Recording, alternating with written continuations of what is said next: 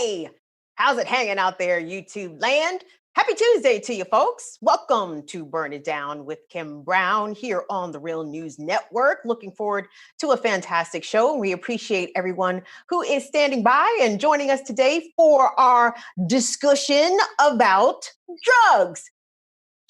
Drugs! Who doesn't love to talk about drugs? That was the real winner of election 2020, to be honest, because as we know, the presidential outcome is still, it's not in limbo, but it is kind of in limbo. The Senate races are still outstanding, especially that runoff in Georgia. Most things got decided, but the best news we can take away from election 2020 is that marijuana and mushrooms did the damn thing on a number of state ballots.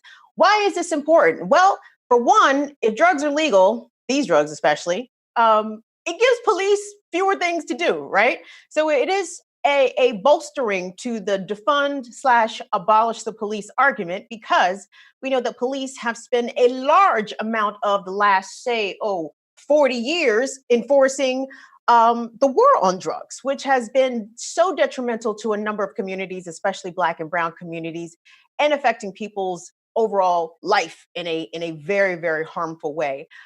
Oregon, the state of Oregon actually went a step further and decided to decriminalize small amounts of all drugs, even the hard drugs, which is amazing. We're going to get a little explainer about that from Oregon Public Media, so I'm very much looking forward to that. But we're also today going to talk about how, despite the legalization and decriminalization of drugs in over 30 plus states across this country, why is it that Black and Brown people are still being targeted for criminal penalties by police?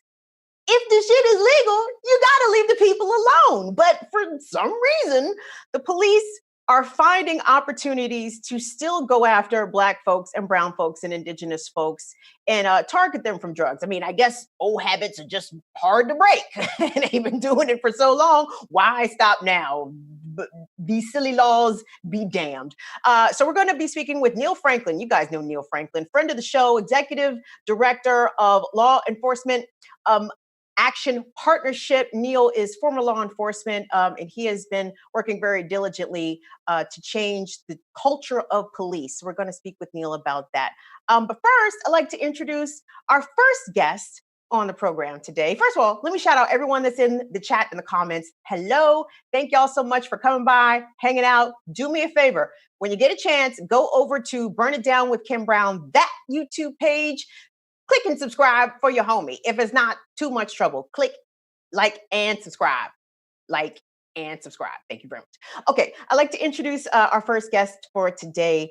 You guys know NORML, right? National Organization for the Reform of Marijuana Laws. Well, Carly Wolf coordinates state policies for NORML. She's also, she serves as NORML's state policy coordinator, and she tracks and analyzes hundreds of pieces of marijuana related legislation across the country. And Carly has made some time to join us here and sort of bring us up to speed on the different victories that marijuana made over this past election cycle. So Carly, we appreciate you making some time for us. Thank you.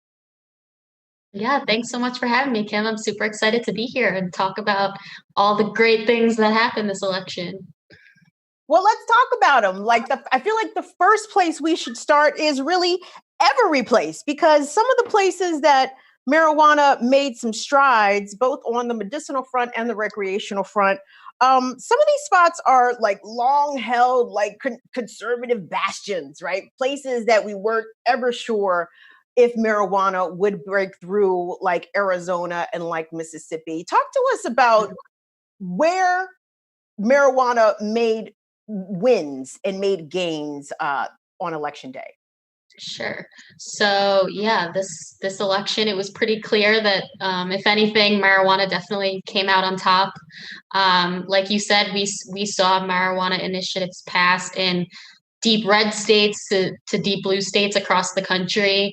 And I think it's important to note, not only did all of the measures that were on the ballot marijuana related pass, but they passed with higher margins of support than we've ever seen before. So I think that that's something to note this year, as we saw, record levels of voter turnout, and I think it goes to show how nonpartisan this issue is. You know, people from across all sides of the aisle support this issue. For example, we had actually South Dakota made some history this election because they were the only state to go from having marijuana completely criminalized, not even any medical access or CBD access. So they went to fully illegal to now full recreationally legal. So South Dakota actually voted on two separate measures, one medical marijuana measure and a separate recreational legalization measure, and both of them passed. So we were really excited to see that happen in South Dakota, especially since going into the election, the polling was very close, so we weren't sure how much support there actually was for it, but it ended up passing with a higher margin than we ever expected. And really quick, something interesting about South Dakota, because I was doing some research in this. First of all, shout out to the Oglala Sioux tribe, because they legalized marijuana for recreational and medicinal use earlier this year.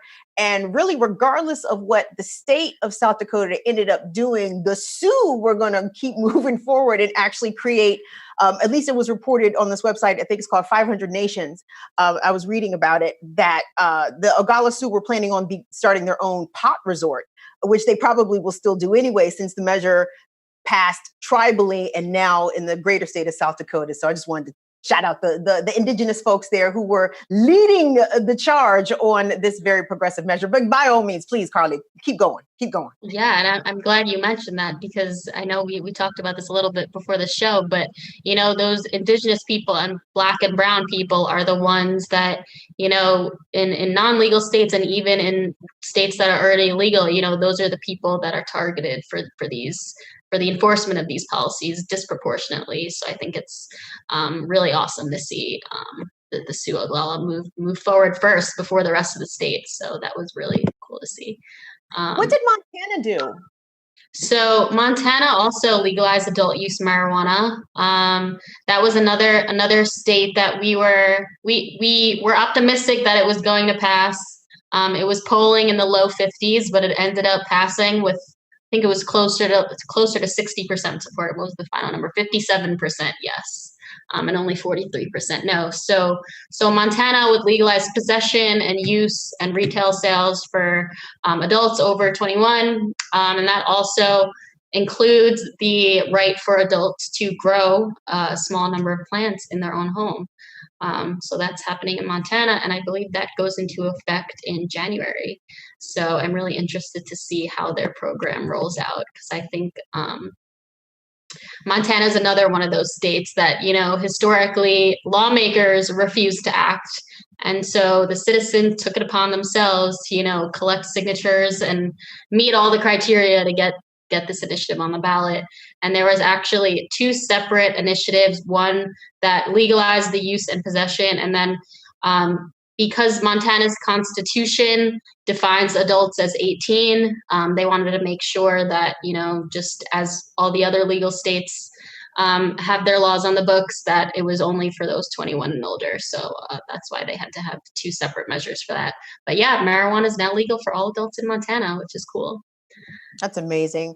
And in terms of what Arizona did, they also went full legalization for adults 21 and older.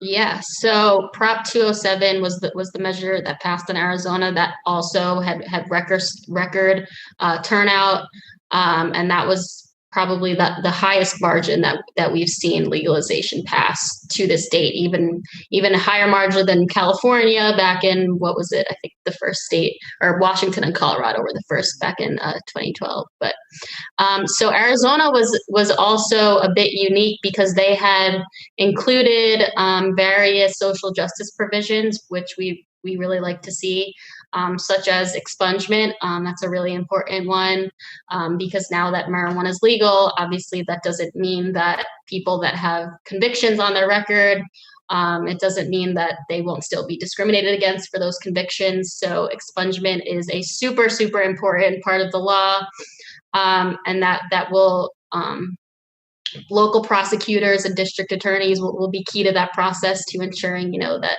those people that have a criminal record are able to get that wiped clean. Because, of course, it's disproportionately Black and brown people that have these convictions, and, they're discriminated against every day of their lives when it comes to employment, when it comes to, looking for housing. Students are unable to get, aid for higher education if they have a conviction on their record. So the expungement provisions in the Arizona legalization law, I think, are really noteworthy for those reasons too. And so for the other states that went full on passing for legalization, were there expungement considerations in those measures as well? That's a good question. And I think in some of the more conservative states like Montana and South Dakota, that's not always a part of the conversation from the beginning, which it should be, of course. But I think that will definitely be an opportunity for, activists to continue their work in the coming years to, get those aspects of the law included in the future, because they were not included in some of the other measures like Montana and South Dakota. But it's super important, like I said. So I'm hoping that we can work on that in next year during the legislative session and in following years to get those kinds of social justice provisions included in the law as well. Absolutely. Let's turn to the East Coast, where New Jersey, shout out to Dirty Jers, Jersey came through with the legalization of recreational use of marijuana. A lot of eyes on the East Coast are watching New Jersey very closely. Everyone is assuming it's going to be a turnt summer at the shore, summer 2021. So what are some of the particularities of how New Jersey is going to move forward with recreational sales? Yeah, so New Jersey was actually unique this year because the ballot measure it was non-binding. So it was placed on the ballot by lawmakers. And now, since it passed, also with overwhelming support, the measure there got 67% yes votes, which is also record-breaking. So now it goes back to the lawmakers at the state level to pass legislation to implement the rules and regulations that will govern the industry. So lawmakers in New Jersey are figuring that out right now. There's been hearings going on for the past week or so to implement this legislation. It does not include the right to home cultivate currently, which is something that NORML advocates for actively. But it does include some social justice provisions like expungement, which we'd like to see.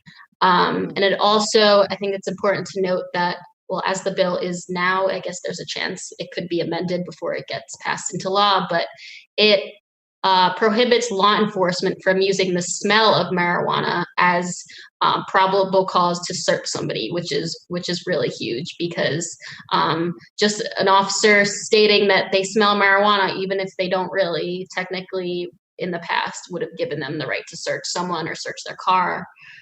So I think that's super important, to reduce those, police community interactions and I guess reduce the number of interactions that elevate to an arrest. So I think that's something to note in Jersey also. Man, listen, not now, because I'm a big grown up, but when I was younger and we used to take them trips up to Jersey, let me tell you, super paranoid being on the New Jersey Turnpike, because everybody knows the New Jersey troopers do not fuck around, the state troopers. So if they caught you with something, you were probably going to go down with that. So thank you, New Jersey voters and lawmakers, for having a progressive, forward-thinking mentality on that particular issue. And that's another thing we're going to discuss a little bit later on the show with Neill Franklin, because a lot of states are trying to do away with that, in the courts at least, doing away with probable cause for the smell of marijuana by police. So thank you very much for bringing that up. I wanted us to take a quick look, if we could, at Mississippi and Initiative 65. And I pulled a piece from, I believe it's the local ABC affiliate in Mississippi, one of them, that did a pretty interesting report on Ballot Initiative 65, which did end up passing, by the way. Dwayne, let's take a look at that.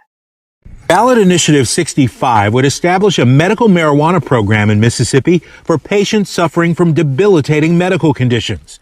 The diagnosis would come from a licensed physician, and then the patient would be certified to obtain medical marijuana from a licensed and regulated treatment center.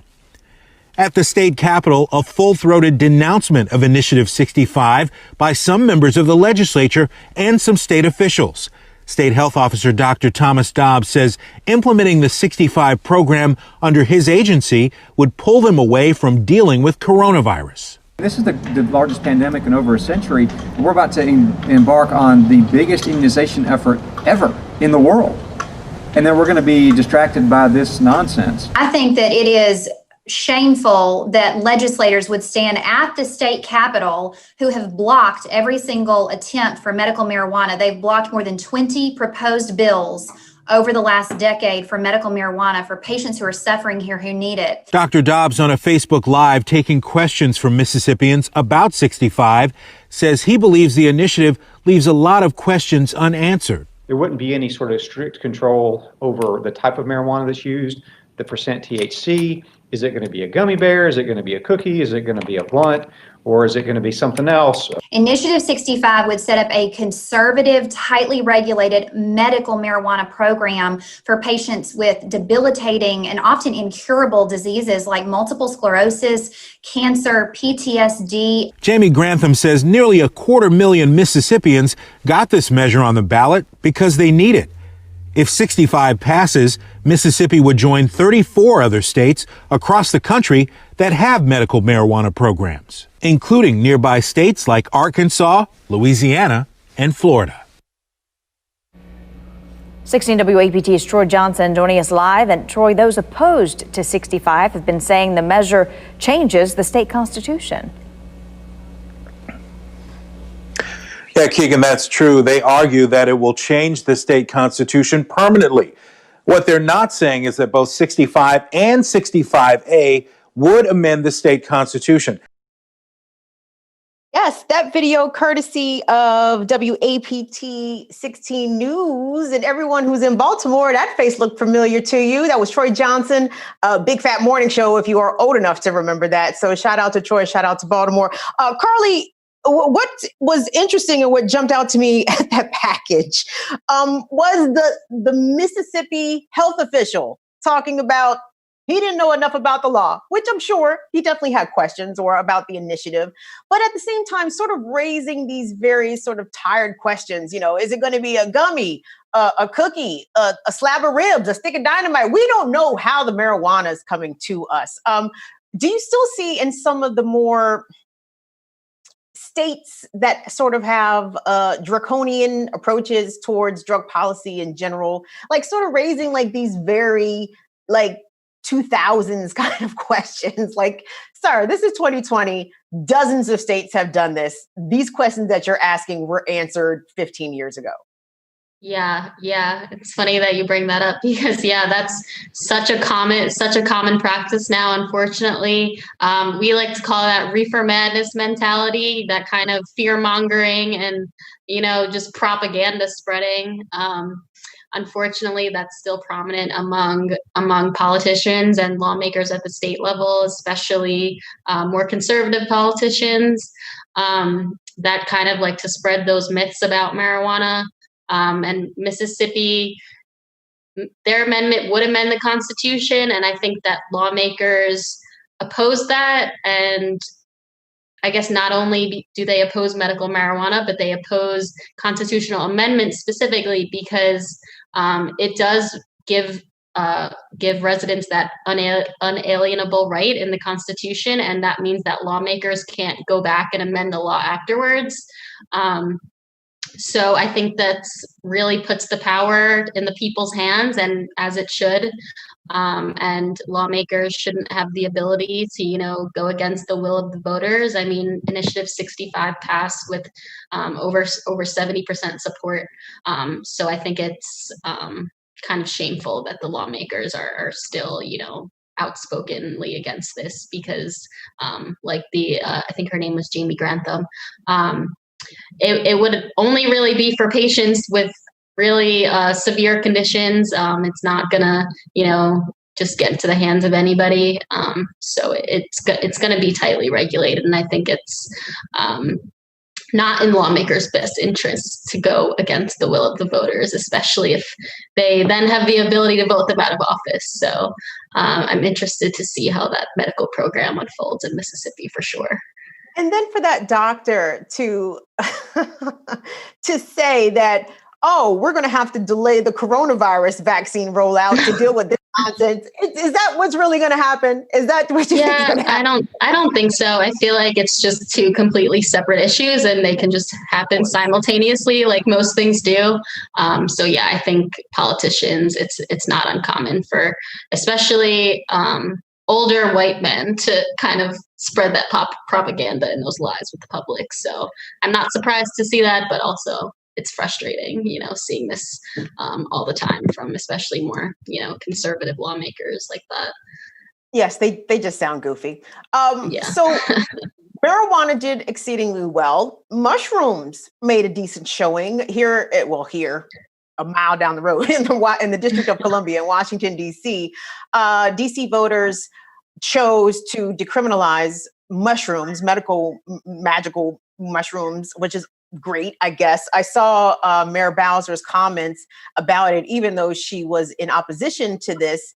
She did say at a press conference, she was like, well, it's not really a priority for Metropolitan Police anyway to be seeking out people with mushrooms. So she said it was kind of a nothing burger. But what happened out in Oregon is probably a little bit more significant, and it came in the form of Ballot Measure 109. And Oregon did a couple of kind of cool and interesting things, and this is one of them. So the good people at OPB, Oregon Public Broadcasting, Oregon Public Media, put together these cool little explainers, and they have graphics and they dance and they're really pretty. So let's take a look at that about Measure 109. This is where Ballot Measure 109 comes in. If passed, it would give Oregon 2 years to set up a system that licenses, regulates, taxes, and eventually allows the manufacture and use of psilocybin, but only in special facilities and under professional supervision. As written, anyone 21 or older, after some screening, could get a session, though the details of who could provide psilocybin therapy and under what conditions would be determined later. In other words, the measure creates a framework to allow the use of psilocybin.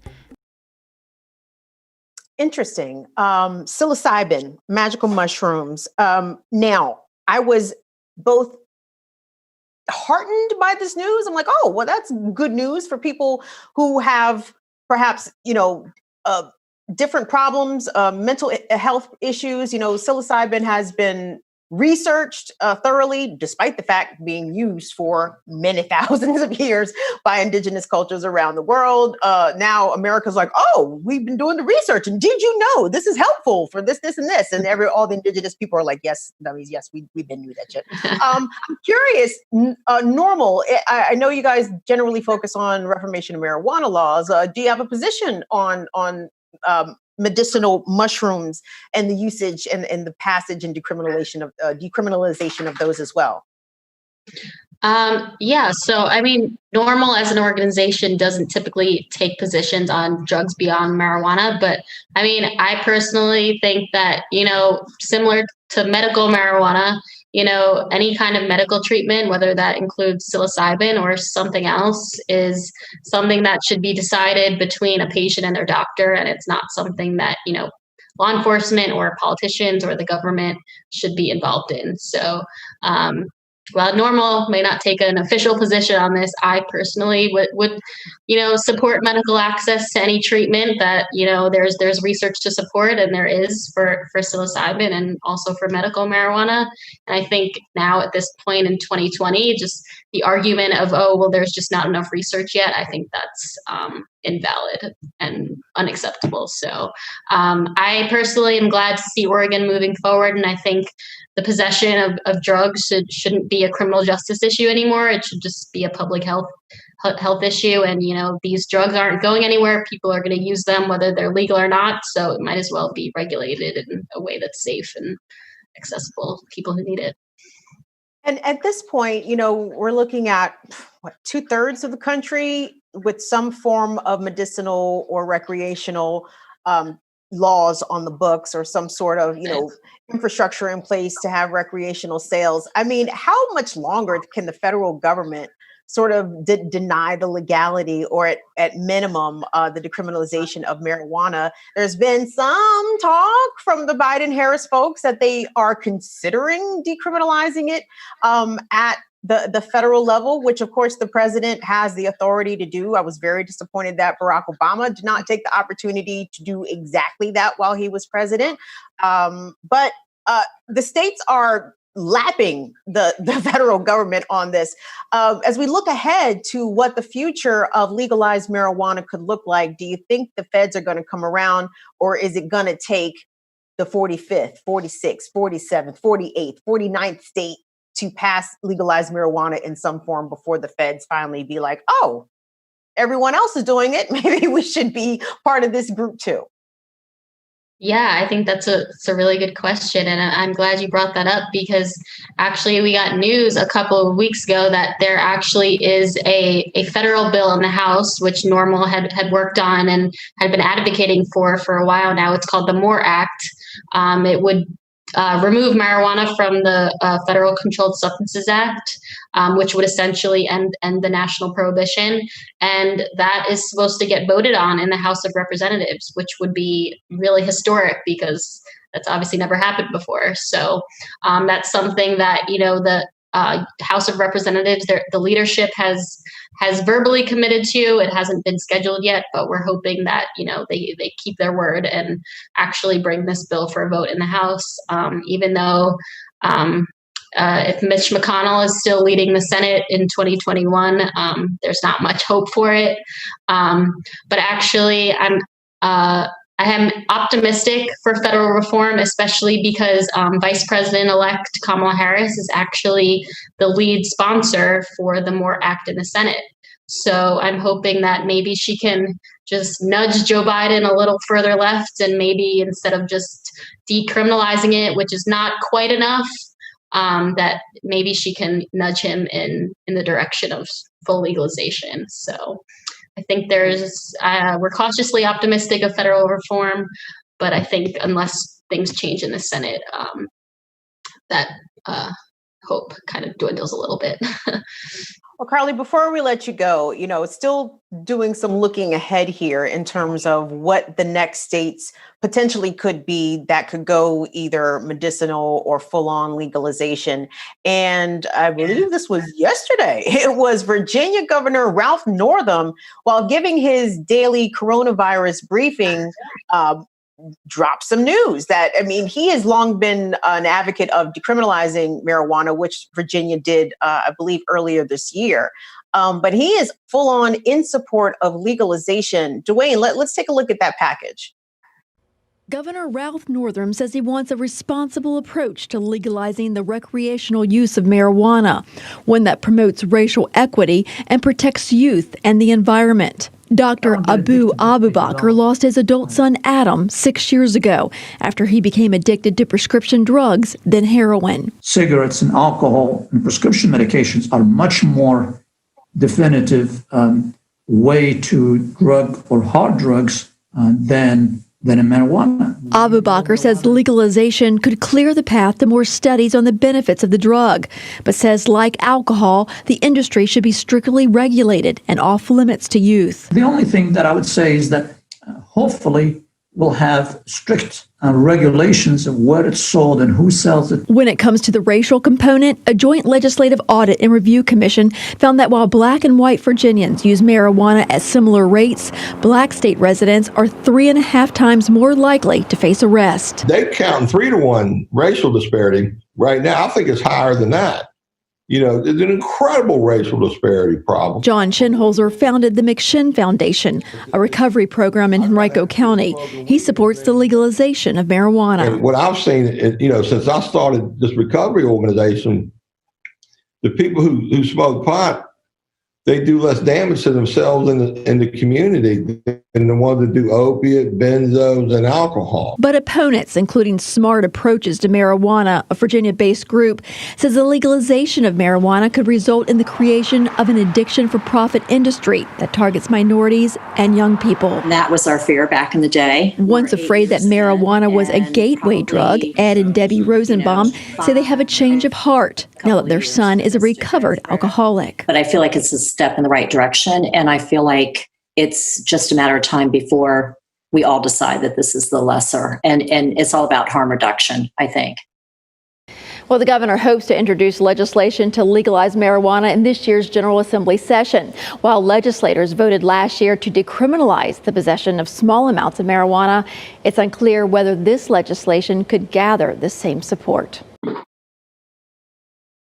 Now, for everyone that's watching outside of the DC, Maryland, and Virginia area, let me just assure you, Virginia decriminalizing weed and potentially legalizing marijuana is a BFD, because everyone in Maryland and DC who is carrying any weed is paranoid as shit when they drive into Virginia, because they know we call them the Virginia Stormtroopers. The Virginia State Troopers also do not fuck around on 395 and 95. And if they catch you holding anything, at least pre this decriminalization law, you were a goner. And so this is a relief to everyone who traverses up and down I-95 that Virginia is taking this completely progressive stance, which you would not have been able to tell me 20 years ago that Virginia would have been headed in this direction. So, Carly, what other states could also be looming on the horizon to make that flip into either medicinal or full-on recreational legalized marijuana use? Yeah, I mean, I'm super excited about Virginia. Like you said, being in DC, right across the river. So I'm glad to see that happen. And actually, our Virginia NORML folks were super instrumental in that process. So it's nice to see that their work paying off too. But as far as 2021, I'm looking at a lot of northeastern states. I think since New Jersey finally pulled the trigger, I think that states like New York, Connecticut, Delaware, Maryland, hopefully will kind of follow their lead and move forward with legalization next year. I know Maryland has been working on a legalization bill for the past couple of years now. So I'm really looking at them for next year as well. Also, some states on the West, like New Mexico, they had advanced legalization bills in the past, but hadn't quite gotten the support they needed to pass it. And I think after the elections this year, prospects there are looking better. New Mexico's governor has been super supportive of the issue. So I'm looking at those few states. For medical marijuana, we hope to see some more southern states come online, like Alabama, like South Carolina. So I will definitely be tracking legislation in those states. And if anyone watching is interested in keeping up with some of those efforts, you can follow NORML on social media. Check out our website if you want to find a chapter that's in your area. So definitely we'll keep you posted as those efforts advance and come to fruition, hopefully next year. Well, Carly, I appreciate you making some time to bring us up to speed on the different ways in different states where marijuana continues to pick up momentum. And I hope that the states keep you busy in your position as a state policies coordinator for NORML, because at some point this whole country has got to be green. I mean, it's green any damn way, right? So we might as well make it official. Right. Well, thanks so much for having me on. This was great. Oh, you're welcome. You're welcome. Y'all, Carly Wolf from NORML. Go and follow NORML on social media so you can stay up to speed and abreast of the different policy comings and goings at the state level pertaining to marijuana legalization. Carly, we appreciate you being here. Thank you so much. All righty. Well, gang, as we move along in the conversation, you know, it's awesome that weed and other things are being decriminalized. And while I'm talking about decriminalization, actually, Dwayne, before we bring Neill on, Neill, I know you're standing by. Hold what you got for about 60 more seconds. Dwayne, could you please play That is V1. So y'all, when I tell y'all that Oregon did like some major things like the mushrooms, okay, that's cool, even though they're not available for recreational sales. Boo for that. I was sort of hoping, I'm like, ooh, can you order mushrooms now from Oregon? No, you cannot order mushrooms from Oregon. So temper your expectations, Kim Brown. But what Oregon did that is really, really groundbreaking is that they decriminalized small amounts of all drugs, even the big, bad, hard drugs that people go down for years and years and years for. This was incredibly progressive and impressive. And of course, like I said, the good people at Oregon Public Broadcasting did a nice explainer about Measure 110. Dwayne, let's take a look. The measure has two main parts. First, it would create a new $57 million fund meant to pay for new addiction recovery centers around the state. The centers would provide 24/7 access to assessment, triage, intervention, and case management. And the money would come from existing taxes on recreational cannabis, some of which would be shifted from schools and existing treatment programs. Second, the measure would change possession of small amounts of controlled substances like cocaine, heroin, and LSD from a misdemeanor to a Class E violation. That means that instead of facing large fines, probation, and potentially jail time, a person caught using drugs would face a $100 fine, which could be waived if they report to one of the newly created treatment centers for a substance abuse assessment. Just to be clear, manufacturing drugs or possessing with intent to distribute to others would still be a crime. And federal drug laws would still apply, though feds rarely get involved with personal possession cases. Supporters of Measure 110 say treating drug use as a medical condition is a more effective and humane approach than putting drug users in jail. A state analysis estimates that convictions for possessing drugs would drop from just over 4,000 in 2019 to less than 400 a year. That's cool, right? Progressive. I'd like to bring in our next guest now. He's a friend of the show, even though this is his first time being on this show, I believe, but we're happy to see him again. Neill Franklin. Neill is the executive director for Law Enforcement Action Partnership. Neill has lots of years in law enforcement. He retired as a major with over 34 years of being a police veteran, and he's led multi-jurisdictional anti-narcotics task force for the Maryland State Police and ran training centers for the Baltimore Police Department. But Neill, he's on some next stuff now, and he's here with us today. Neill, we appreciate you making some time. Thank you so much. Anytime, Kim. Neill, when you hear about what Oregon was able to pass this election day, that sounds tremendously exciting. And do you know what it brought me in the mind frame of? And I know you're going to know exactly what I'm talking about. A former mayor of Baltimore City of yore, long ago, his name was Kurt Schmoke. Kurt Schmoke said this back in the 1980s, that it was time to decriminalize all drugs, at least small amounts of drugs, to address the mass incarceration problem facing Black and brown communities. And they laughed Kurt Schmoke ass up out the building when Kurt Schmoke said that. And here we are some 30-some years later, and look at this. The state of Oregon is doing something that is not only groundbreaking, but hopefully will be emulated. What's your take on this? Well, first of all, Kurt Schmoke was a great influence to my process, right? To my moving away from this criminal approach to one of health, to one of decriminalization. And I always say decriminalizing the people, not so much the drugs, right? And so he's been very important to my journey. We still stay in touch. We still do a lot of communication. We do some occasional writing together on this particular topic. But this is great. Oregon is taking that very important first step. And notice I said first step because we still have a long way to go. We have to get to a place of flat out ending prohibition. So Oregon is taking a similar approach to what Portugal has done, close to, and they began their decriminalizing the people who use drugs. They began about, I think, 16, 17 years ago, and they have had and demonstrated great success in this. In many different ways, mainly with a continued decline in drug use in their country, abuse of drugs in their countries. So yeah, I mean, first Oregon, all right, who's next?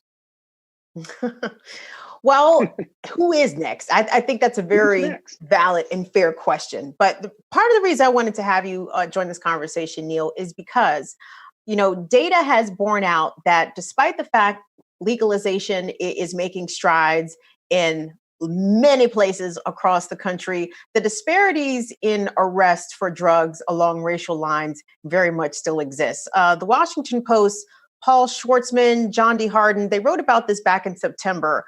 Dwayne, I think we have that piece. But what they said was, I'm going to paraphrase here. It says the police in Washington, D.C. are far more likely to arrest Blacks than whites for marijuana-related offenses. This is 5 years after the city enacted reforms that proponents hope would end racial disparities in law enforcement. Although marijuana arrests have declined by more than half, African Americans still amount for just under 90% of those arrested on all pot-related charges, according to a Washington Post analysis, even as they make up just 45% of the city's population. And Neill, as far as America goes, like Washington is a so-called progressive place. So if that's happening in the District of Columbia, those racial disparities, despite that law being on the books, it is absolutely happening in those sort of numbers in other places too, where marijuana is decriminalized or outright legalized. Why? If the law is on the books, why are police still deliberately messing with Black people about marijuana? So here's a misconception, because whether we're talking about DC, whether we're talking about Colorado or any other state that has moved forward with legalizing marijuana, the disparities remain. So the disparities aren't about drugs and drugs relative to the criminal justice system. The disparities are about race, period. Because whether we're talking drugs, whether we're talking disorderly conduct, failure to obey, trespassing, you name it, the disparity rates for arrest are always higher with Black folks in this country from coast to coast. This is a race issue. This isn't about drug policy. So we got to deal with race in this country if we want a more fair justice system in this country. So that's what we're dealing with. But the good thing is that because of the overall aggregate numbers, the raw numbers have declined dramatically. It does mean that fewer Black folks are being arrested for in Oregon now, it's going to be drug possession as a whole. But in these states that have moved forward with ending the prohibition of marijuana, at least we have fewer people being put in handcuffs, fewer Black people. But it's a race issue, first and foremost. And that's horrifying because at least outwardly, most politicians, and this is a bipartisan issue, really, Neill, because nobody's interested in defunding the police except for the people in the streets and the activists and the organizers and people who are directly being affected by these policies. But the Democrats don't seem to have a stomach for defunding the police. In fact, South Carolina Congressman James Clyburn was scolding people for even using defund the police as a phrase during the campaign, claiming that it cost some candidates their potentially their seats. I know he was speaking directly about the Democratic Senate candidate in South Carolina. But let me tell you something, Kim. Tell me something, Neill. Let me tell you 2 quick points. Number one, even conservatives are moving toward defunding the police. It's the term that has been chosen that is the problem. And here's what I mean, because I've yet to meet anyone, progressive, conservative, or in the middle, that doesn't agree with moving resources into a place of public health, mental health. Everyone that I speak to, left, right, in between, supports reducing the footprint of policing within our communities. That means getting the right responders to mental health issues, the right responders to address drug addiction in our communities, the right people, and sometimes we refer to them as community responders, to deal with the things in our neighborhoods and in our communities that the police don't need to be dealing with, right?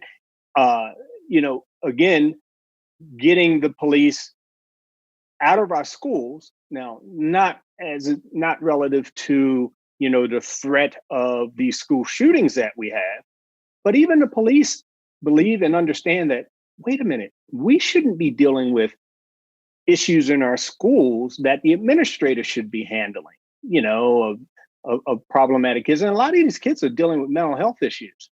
So it's not an issue for the police.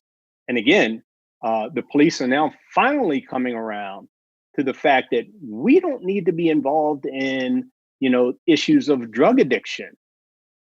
However, many of them still have a difficult time accepting the fact that marijuana is now moving in the direction it should move in, all right, for ending prohibition. And it's mainly marijuana because they know that marijuana is the one drug, is the one thing that gets them into your pockets, into your cars, into your homes to search for other things like guns and fruits of other crimes. So they don't want to lose that marijuana and its distinct odor that allows them to search you at their will. So that defunding the police term is just a messaging problem, an issue, right? But what we're really talking about is getting the police out of health, mental health, business, and any other thing that we can get them out of within our communities, and give that responsibility to other folks within our communities. It means you're shrinking the footprint of policing in our neighborhoods. And therefore, at the end of the day, you're talking about a shifting of resources from policing back into the communities and those community support groups and grassroots organizations that are doing the very important and good work in our communities. Well, Neill, I'm pretty sure that you don't not support defund the police. And I hear that argument made about, it's the same argument almost that James Clyburn made about sloganeering, and this is like the wrong phrasing of this. But to push back, we consistently, year after year, in states and cities across this country, we hear about educational budgets being slashed. We hear about public health budgets being slashed, and nobody bats an eye when we say defund the schools or defund the hospitals or defund public health. But for some reason, defund the police is the phrase that touched that flashpoint amongst a lot of people. I won't even say for people who are pro-police, but a lot of people who don't fully understand the concepts behind defund and abolition, and how there are well thought out plans and strategies in place about what to do and how to replace the police in certain services that they provide, and certain services that they are already not great at. What is your take on that? Let me give you a quick analogy. Here's an analogy. Yes, sir. Right? If you go back with our organization, LEAP, if you go back 15 years, we were saying legalize all drugs. People 15 years ago, when you used that term, legalize all drugs, legalize marijuana, people were falling out of their chairs. I mean, people had a serious issue with the term legalize. But over the years, what happened was an educational process, right? Laying it out. What does that truly mean? What it really means is ending the prohibition of drugs. What it really means is we're no longer going to criminalize people who are using these drugs. What it really means, we need to move to a model that's similar to tobacco and alcohol, and let's end this madness. But 15, 20 years ago, you use that term legalize, you're lucky you didn't get shot in the street. We got persecuted. Our organization was persecuted. But look at it now, right? Everyone's using the term, oh, well, it's legalized marijuana. We should have done this, decades ago. So you know what? 10 years from now, 15 years from now, when people begin to understand what the abolition of police means and what it looks like, oh, defund the police. Well, wow, we should have done that 20 years ago. It's an educational process, but unfortunately, that term just like legalized, doesn't sit well with a lot of people today. So we got to educate folks. We got to give them that vision of what it looks like to abolish the police. And abolishing the police is not a bad thing. It's a good thing when you understand the concept. But we got a long way to go, and you got to grab their hand, you got to hold their hand, you got to walk them down the sidewalk and show them what it looks like. Neill, as marijuana specifically becomes more legally acceptable nationwide, and hopefully with ballot measures like which recently passed in Oregon, hopefully, pick up steam and go a bunch of places across the country, and a lot of places hopefully will follow suit. To me, that's also sort of going towards the defund the police and abolish the police sort of policies, because if you make these things legal, then you give the cops less things to do, right? And you gotta give absolutely police. Look, here, I've always said that if I were the commissioner of not just the Baltimore Police Department, but any police department across this country, I could cut my police budget tomorrow, literally by 10%. And that could go back into our neighborhoods and communities. I mean, that's serious. Tomorrow, I would end these drug units, right? I don't need, in a 3,000 person police department, I don't need 1/10 of my department working drugs, working undercover, doing these jump outs and all this stuff. That goes away. I'll focus on violent crime. So if you're out there in the game, committing the shootings and the stabbings and all the nonsense that goes with that, I'll go after you for that. But right off the bat, I'd end my drug unit, division, bureau, whatever you want to call it. And that's at least, at minimum, 10% of that budget that I can put back into the community for these things that we're talking about. And let me say something else, Kim, I hear people talking about this move towards ending prohibition, legalization, decriminalization, people talking about it as a progressive stance and not a conservative stance. It's more conservative than progressive, because we're talking about, number one, especially what we're seeing with marijuana state by state, you're talking about states' rights, right? Mm-hmm. That's conservative. You're talking about smaller government, less expensive government. That's conservative, mainly more maybe libertarian, but it's conservative. It's a conservative principle. So all of this stuff that we're talking about regarding drug policy and ending prohibition, legalization, shrinking government, less expensive government, giving people their freedoms. Look how people conservatives are just having a rough time dealing with their lack of freedom when it comes to wearing a mask during a pandemic, right? So this is a conservative principle more than anything else. And this is something else that we have to get people to understand, mainly those folks in the South, in Florida, in Mississippi, in Alabama, in Georgia, to understand that this is a conservative principle. But for some reason, everybody thinks it's from the left and progressive, but it's not. It's just like conservatives support legalized booze. You better believe they do. They don't want to see the banning of of tobacco products or any of that stuff. They want to have the freedom to use what they want to use. And tobacco, nicotine, alcohol, they're drugs, and they're very problematic drugs too. But it's about the application of the law, right? I mean, we see this in so many different ways, Neill. Like, and I know that white folk do what black folk cannot do, right? White people can ride around dirty, all the drugs, cocaine on the dashboard, open container in the passenger seat, and like wave at the police as they drive by. And the brother, if he got a tail light out, whoop, whoop, we got to get out the car, let's step outside, let me search you. I think I smell marijuana. Like I hear you, but the conservatives don't. As long as the police are enforcing the Negroes and keeping the Negroes and the indigenous and the brown people in their place, the conservatives are like, well, yeah, we over here enjoying our drugs. How come y'all not enjoying y'all's? Oh, you didn't comply. Oh, well, that's y'all's fault. Goes back to the beginning of our conversation. Race. That's 100%. Center of the wheel. Race. The last question I'm going to ask you, and I hope, don't be mad, because I hope it's not too lengthy of a question before I let you go. I mean, but when we talk about, get mad, go ahead. I know you don't.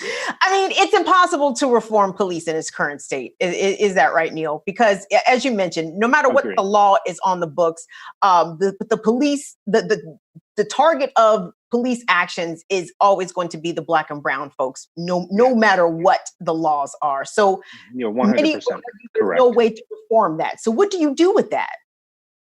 You have to look.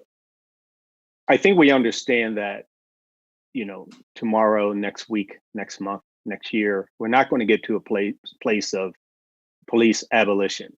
So what do we do in the interim as we begin to move in that direction? Like you said, we cannot appropriately reform the current model of policing in this country, because the current model of policing in this country was designed for the detriment of Black folks.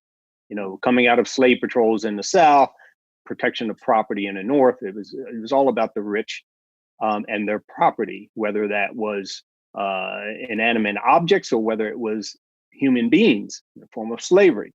It was all about property. That model of policing is the same model of policing that we have today. It doesn't work for Black folks in this country. We need a new model. We need a new paradigm.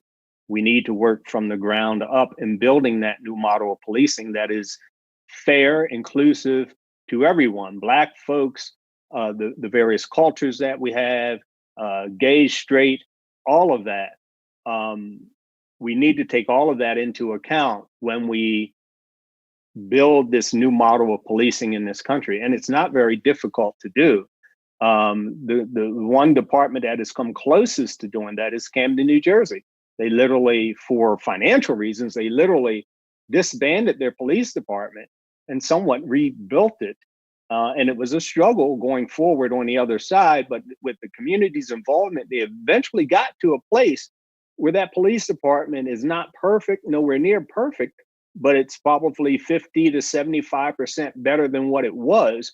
And those officers who currently work in that police department will not tolerate, at least today, they will not tolerate police officers who go against the current culture, which is a culture that embraces the community and works very close with the community in deciding what is best for that community, right?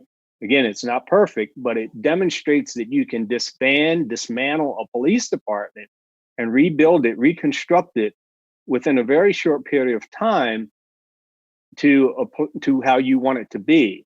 The key on the other side of that rebuilding of the police department is that the community needs to lead the restructuring of the police department, not the government, not police, not anyone else. It needs to be a community neighborhood collaborative on the other side who is leading the way in controlling the philosophy, the budget, hiring and firing of the leader, the police chief or commissioner, whatever you want to call them.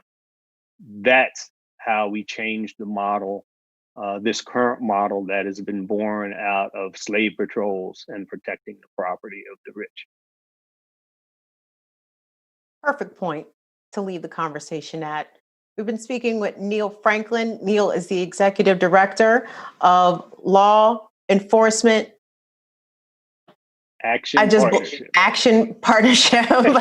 Leap. I had it in my house practicing, and then as soon as it came out of my mouth, I was like, oops, I forgot it.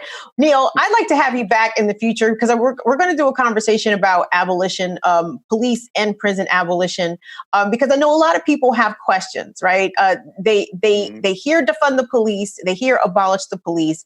They could get behind it, but they don't understand what the future on the other side of these policy proposals look like. So I'd love to have you on to join us again when we have that conversation, because I think your voice would be very, very important and your perspective would be extremely valuable. So it would be my pleasure. And now I've been a prison abolitionist for quite a while, actually. So yeah, would love to. Appreciate it. Thank you so much. Neill Franklin, ladies and gentlemen. Appreciate you stopping by here, Neill. Take care, Kim. Thank you. You take care as well. I'd like to thank our other guest tonight, Carly Wolf, State Policies Coordinator for NORML. This was a fun conversation. Would y'all say? I would say so. Before we go, I want to read off some of the comments in the comments.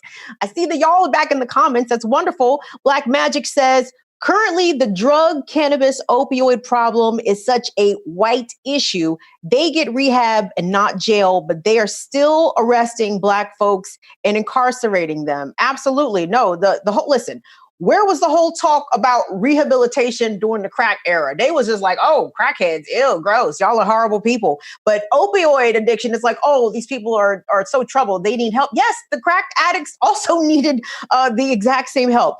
Sparky Sparks It Up. Hi, Sparky Sparks It Up. I like that name. Okay. Sparky Sparks It Up says they can't stop anyone from using anything. You can't stop free will. This is facts, y'all. Listen, people have been consuming mind-altering substances since the beginning of time. This is a whole Western concept to fuck with people behind shit that grows out of the ground, right? That people have been cultivating for a very long time. All this is relatively recent.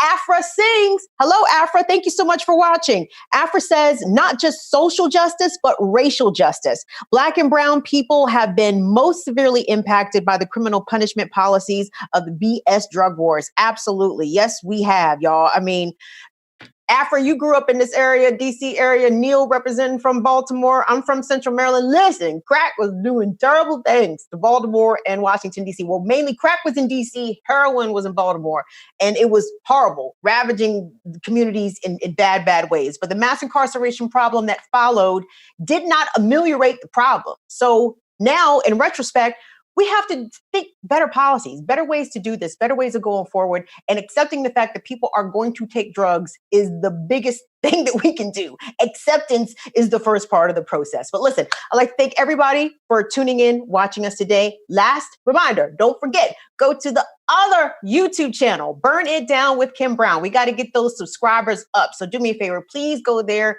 and subscribe, okay? Thank you so much. I appreciate it. Listen, we will see y'all Friday. We're going to have a great show for you planned on Friday. And I appreciate y'all hanging out with me. Thanks again to Neill and Carly. And thanks to everyone that helps work on the show. Thank you, Dwayne. Thank you, Jean-Vieve. Thank you, Taylor. Thank you, Kelly, Adam, James, whoever else. Have a good evening, y'all. See you later. Bye. Time to roll up. Bye.